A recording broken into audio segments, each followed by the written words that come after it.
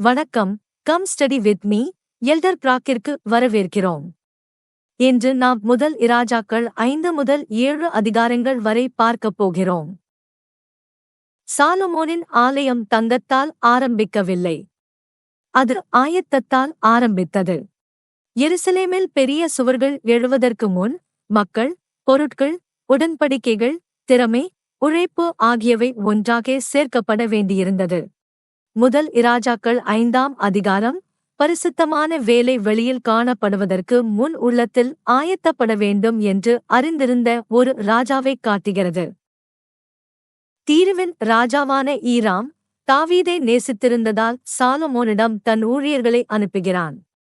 அந்தச் சிறிய விவரம் முக்கியமானது. இந்த ஆலயம் உடன்படிக்கை வரலாற்றிலிருந்து பிரிந்தது அல்ல. தாவீது கர்த்தருடைய நாமத்திற்காக ஒரு ஆலயம் கட்ட விரும்பினார். ஆனால் அந்த பணியை கர்த்தர் அவருடைய மகனிடம் ஒப்படைத்தார். சாலமோன் இப்போது தன்னால் தொடங்கப்படாத ஒரு வாக்குத்தத்தத்தின் நடுவில் நிற்கிறான். சாலமோன் லெபனானின் கேதுரு மரங்களை கேட்கிறான். அவனுக்கு திறமையான தொழிலாளர்கள் வேண்டும். வலிமையான மரம் வேண்டும். இரு ராஜ்யங்களுக்கிடையில் சமாதானம் வேண்டும். ஈராம் மகிழ்கிறான். இரு ராஜாக்களும் ஒப்பந்தம் செய்கிறார்கள். லெபனானின் காடுகள், மலைகளில் கற்களை வெட்டுகிறவர்கள், இஸ்ரவேலின் உழைப்பாளர்கள், சாலமோனுக்கு கொடுக்கப்பட்ட ஞானம், இவை எல்லாம் ஒரே பரிசுத்த நோக்கத்தின் பகுதிகளாகின்றன. இங்கே அமைதியான ஒரு பாடம் உள்ளது. கர்த்தருடைய ஆலயம் உற்சாகத்தால் மட்டும் கட்டப்படாது. அது உடன்படிக்கை ஒழுங்கினால் கட்டப்படுகிறது. அது திட்டமிடல், தியாகம், ஒத்துழைப்பு, பொறுமை மற்றும் சாதாரணமாகத் தோன்றும் உழைப்பால் கட்டப்படுகிறது. ஒருவர் மரம் வெட்டுகிறார். ஒருவர் கல் சுமக்கிறார். ஒருவர் தன் பெயர் சொல்லப்படாதபடியே ஒரு கல்லை வடிவமைக்கிறார். ஆனால் கர்த்தர் ஒவ்வொரு அர்ப்பணிக்கப்பட்ட காணிக்கையையும் காண்கிறார். நமக்காகவும் ஆலயத்திற்கான ஆயத்தம் கதவைத் திறக்கும் நாளில் மட்டும் தொடங்குவதில்லை. அது மனந்திரும்புதலால் தொடங்குகிறது. உடன்படிக்கைகளை காக்குவதால் தொடங்குகிறது. நமது உள்ளத்தில் கர்த்தருக்கான இடத்தை உருவாக்குவதால் தொடங்குகிறது. இரட்சகர் அழகான கட்டிடங்களையே நாடுவதில்லை, ஆயத்தமான மக்களையும் நாடுகிறார். ஆகவே 5ஆம் அதிகாரம் முதல் ஆலய சத்தியத்தை கற்றுக் கொடுக்கிறது. ஆலயம் கட்டப்படுவதற்கு முன் உள்ளம் ஆயத்தப்பட வேண்டும். சாலமோன் கேதுரு மரத்தையும் கல்லையும் சேர்த்தான். நாம் விசுவாசத்தையும் கீழ்ப்படுதலையும் மனமுள்ள இருதயத்தையும் கொண்டு வருகிறோம். இயேசு கிறிஸ்துவின் மூலம் நமது ஆயத்தம் பரிசுத்தமாகிறது. முதல் இராஜாக்கள் 6ஆம் அதிகாரம் ஆயத்தத்திலிருந்து கட்டுமானத்திற்குச் செல்கிறது. பரிசுத்த கனவு வடிவம் பெறத் தொடங்குகிறது. ஆலயம் எருசலேமில் கட்டப்படுகிறது. அளவுகள், அறைகள், கற்கள், மரம், தங்கம், கதவுகள், செதுக்குகள், மகாபரிசுத்த ஸ்தலம் ஆகியவற்றை வேதாகமம் கவனமாகச் சொல்கிறது. எதுவும் அலட்சியமாக இல்லை. எதுவும் அவசரமாக இல்லை. கர்த்தருடைய ஆலயம் ஒழுங்குடன் கட்டப்படுகிறது. மிக வலிமையான ஒரு விவரம் என்னவெனில், கற்கள் ஆலய இடத்துக்கு வருவதற்கு முன்பே ஆயத்தப்படுத்தப்பட்டன. ஆலயம் கட்டப்படும் இடத்தில் சுத்தி, கோடாரி, இரும்பு கருவியின் சத்தம் கேட்கப்படவில்லை. அது பயபக்தியை கற்றுக் கொடுக்கிறது. சத்தமான வெட்டுதல் வேறு இடத்தில் நடந்தது. பரிசுத்த இடம் அமைதியில் இணைக்கப்பட்டது. அது நமது சீடத்துவத்தையும் பேசுகிறது. ஆத்துமாவின் வடிவமைப்பு பெரும்பாலும் பொது கண்களுக்கு முன் அல்ல, அமைதியான இடங்களில் நடக்கிறது. தனிப்பட்ட ஜெபம், தினசரி கீழ்ப்படிதல், மனந்திரும்புதல், மன்னிப்பு, வேதாகம படிப்பு, யாரும் பார்க்காத சிறிய தேர்வுகள், இவற்றின் மூலம் கர்த்தர் நம்மை வடிவமைக்கிறார். பின்னர் நாம் அவருடைய சந்நிதிக்கு வரும்போது அவர் வேலை செய்திருக்கும் ஒரு இருதயத்தை கொண்டு வருகிறோம். அதிகாரத்தின் நடுவில் கர்த்தருடைய வார்த்தை சாலமோனுக்கு வருகிறது.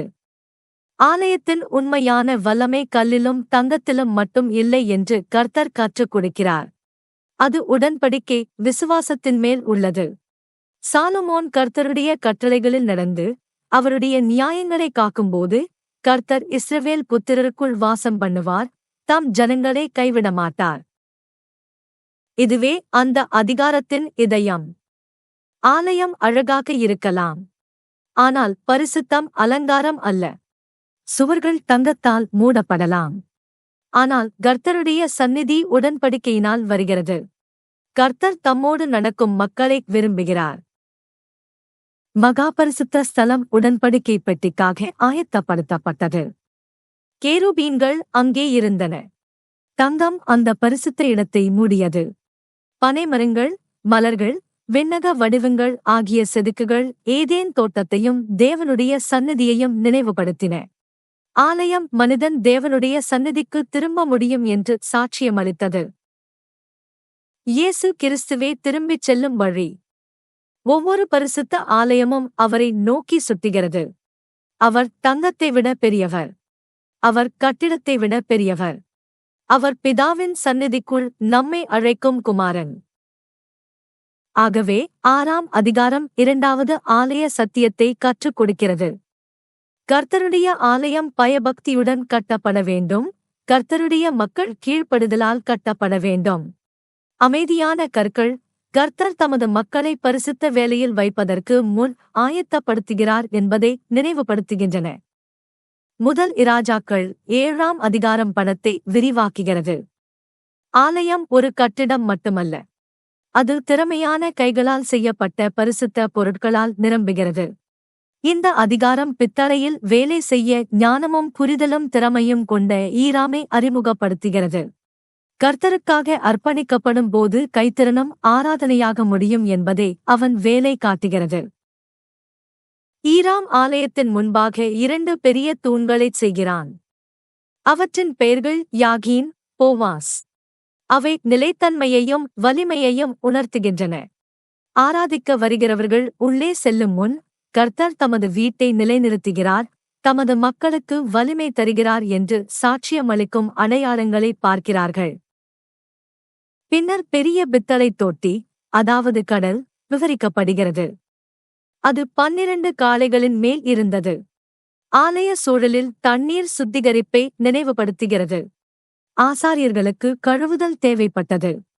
தேவனை ஆராதிப்பதற்கு ஆயத்தம், தூய்மை, பயபக்தி தேவைப்பட்டது. நமக்காக அது இயேசு கிறிஸ்துவின் பாவநிவாரணத்தை நோக்கிச் சுட்டுகிறது. நம்மால் சுத்தப்படுத்த முடியாததை அவர் சுத்தப்படுத்துகிறார். இந்த அதிகாரம் கழுவும் தொட்டிகள், அடிப்பாகங்கள், சக்கரங்கள், பாத்திரங்கள், கரண்டிகள், தங்கப் பொருட்கள், பித்தளைப் பொருட்கள் ஆகியவற்றையும் விவரிக்கிறது. அவசரமாக வாசிப்பவருக்கு இது ஒரு பட்டியலாகத் தோன்றலாம். ஆனால் பரிசுத்த ஆராதனையில் விவரங்கள் முக்கியம். கர்த்தருடைய வேலை சாதாரணமாக நடத்தப்படுவதில்லை. அழகு, ஒழுங்கு, திறமை, துல்லியம் இவை அனைத்தும் தேவன் நமது சிறந்ததைப் பெறத் தகுதியுடையவர் என்று சாட்சியமளிக்கின்றன. இங்கே இன்னொரு அமைதியான சத்தியம் உள்ளது. கதையில் எல்லோரும் சாலமோன் அல்ல.